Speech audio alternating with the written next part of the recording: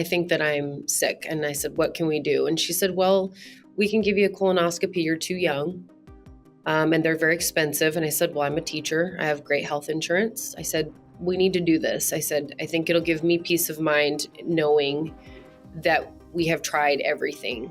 And so a month later, she did a colonoscopy and found the tumor. Courtney Hare, a high school English teacher in Spokane by profession, had been indulged in her life teaching, as well as studying, reading, exploring, gardening, and even playing volleyball in her free time. However, a lecture from one of her professors from the physiology and anatomy class made her more conscious and aware of herself. Courtney, in that lecture, had come to know about the meaning of internal bleeding, which shows the body's inability to heal itself, allowing a tumor to grow inside. Well, remembering this one thing had changed Courtney's life, helping her to recognize a potential danger growing in her body, which might have cost Courtney her life. All had been going well for Courtney, as she had gotten a teaching job in August 2020 in Othello, where she had grown up. And she kept busy as a new teacher because she was fond of having a packed schedule. However, after she moved to Othello, she started having a symptom that she knew about, blood in her stool, which instantly made her sure that she had colon cancer.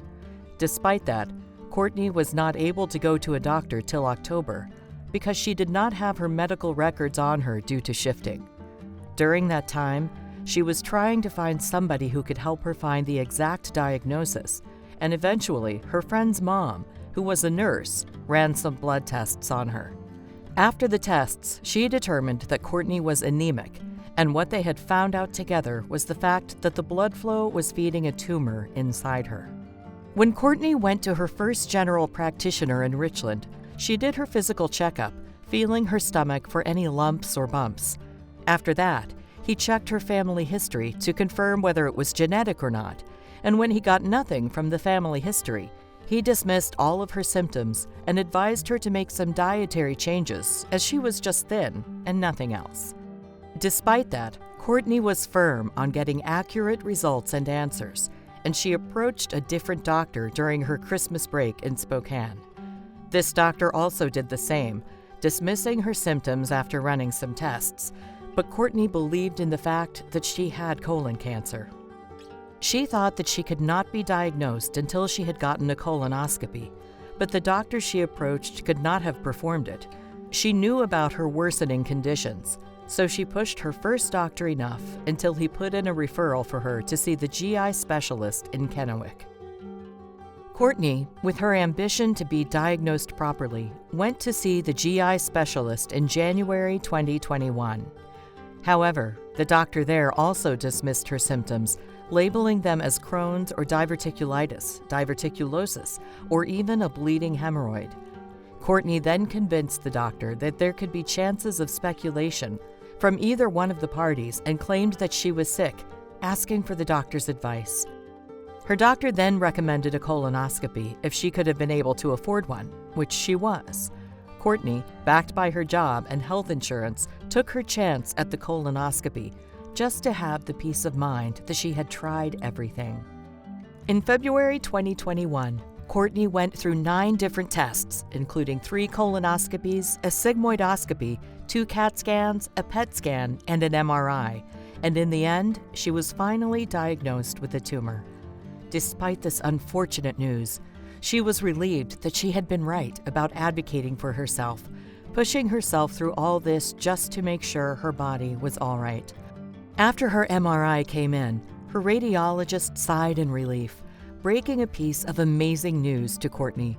Her radiologist told her that her tumor was miraculously a lot smaller than what they had been expecting, and all they needed to do was a minor operation to remove the tumor. Before the surgery, Courtney had to follow a liquid diet for about 48 hours and take some prescribed medications. During her 4-day hospital stay, she underwent continuous blood tests, even during late hours, to monitor various factors. Regarding the procedure itself, Dr. Holbrook, one of the best surgeons in Spokane, removed the sigmoid region of her colon and performed a lymph node extraction. He performed a lower anterior resection and took out part of her colon, 21 lymph nodes, and her appendix, as he believed he needed to. Courtney believed in Dr. Holbrook, so she allowed him to do so, and the surgery was complete after 4 hours, and that resulted in a really good prognosis. After the surgery, it was found out that Courtney had a stage 1 tumor, and there were just a few little cancer cells that had broken off and gone into one lymph node, which was a good prognosis as well. Afterward, she followed a liquid diet for about 3 weeks to allow her bowels to rest and heal. The surgery was minimally invasive, with a small incision made below her stomach for access. Despite not needing to do a chemo due to her prognosis, her surgeon recommended her to do the chemotherapy just to be on the safe side. Courtney's surgeon prescribed her 2 types of chemo: an infusion chemo, which entered through a port, 1 infusion every 3 weeks, and the pill chemo, 2 weeks at a time with a break in between. Courtney underwent treatment with 2 types of chemotherapy drugs, capecitabine and oxaliplatin, both with some serious side effects. Capecitabine caused hand, foot, and mouth syndrome, resulting in severe sores everywhere on her body, while oxaliplatin, platinum-based chemotherapy, had peculiar side effects, making her extremely sensitive to cold temperatures.